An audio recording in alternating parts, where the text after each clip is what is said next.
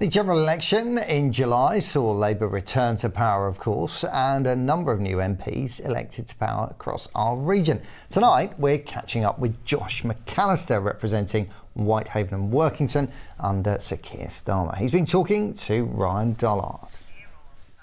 Mr McAllister, you've been in position now for 6 months. We're heading in to a new year. How do you think you've begun your parliamentary career?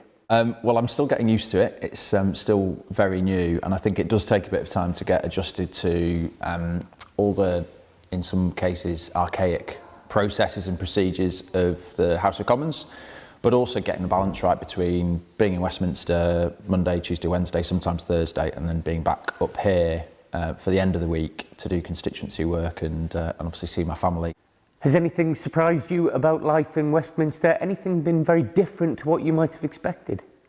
There's something about, in the constituency, people think that some people think you can solve all of their problems, you know, almost with the flick of a switch.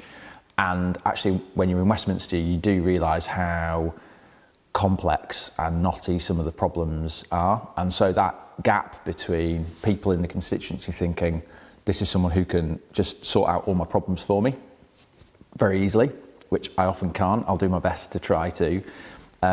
Contrasts really sharply with being one of 650 MPs in Westminster, everybody wanting to try and kind of get their views heard and represent their constituents. And actually, there's quite a big gap between those two things. So that's been one of the striking things that's come across in the first few months.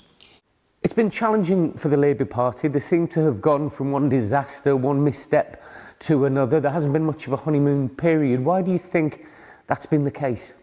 I wouldn't characterise it that way. When I speak to people who are pretty level-headed about this, they, want to see the government succeed. They want to make sure that in a couple of years' time, people can feel the change in their pockets, with the money that they've got to spend as a family and in public services. Particularly with the NHS, and we're only a few months in. So I'd say to people, we're getting our head down as a new government, focusing on the issues that really matter to people, and you need to judge us on our delivery.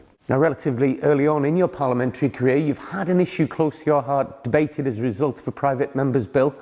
How do you think the experience with young people and mobile phones went?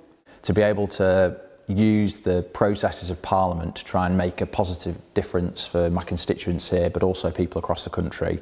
That's the whole point of being a Member of Parliament, so it was a great opportunity. And finally, as a former teacher, I'm going to ask you to mark your own homework now.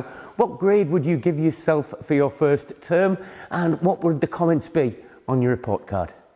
Solid start, keep my head down and keep working hard, and I'd give myself, I don't know, a B plus.